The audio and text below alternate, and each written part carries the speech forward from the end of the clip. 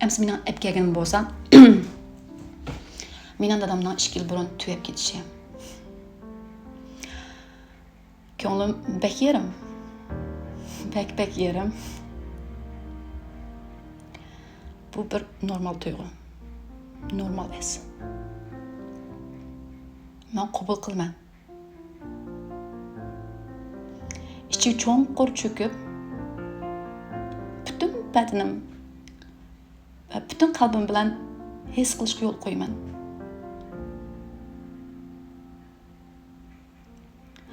Dadamni seg'inib yig'layman.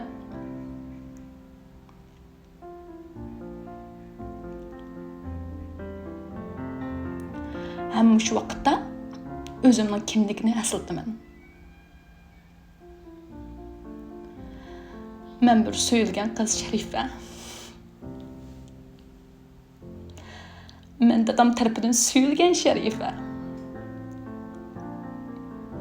Mana bu mening kimligim. Esim bor. Kimligim? Men so'yilgan qiz Sharifa. Men dadam tarafidan so'yilgan Sharifa. Bu haqiqat. Men dadamni aslayman. Ko'nglim yana yerim buldu.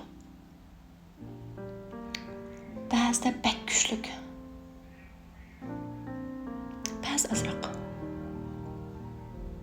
Bularning hammasi normal. Dadam bilan o'tkazgan, dadam bergan go'zal aslimlarni, birga bo'lgan hislarni eslayman.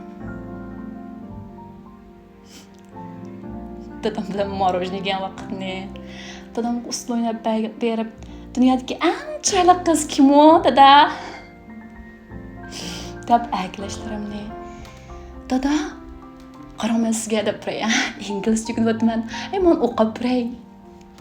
Dadam hatta xanshim tushunmasmi? Inglizni o'qib berganligim. Dadamning voy bek yaxshi o'qidingiz jumo. Tushunmay turib, bek yaxshi o'qidingiz. Deyishlari. Men bir dadam bilan güzel aslimli bor Sharifa. Men bir intayin baxtlik Sharifa. Men xohlasam, har qanday vaqtda bularni aslay olayman. Bu güzel aslimlarning ichiga kira olayman. Huzur olayman. Xo'shallikni seza oladigan Sharifa. Men yana dadam chin ko'nglidan, chin yurakdan suyaladigan, so'ydigan so'ygulik Sharifa.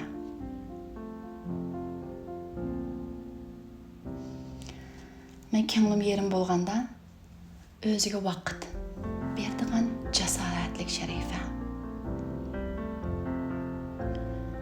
O'ziga shafqat qiladigan, o'ziga ko'ngil bildigan, o'zini so'ydigan, o'zini shu peti har xil his tuyg'ular bilan qabul qilgan Sharifa.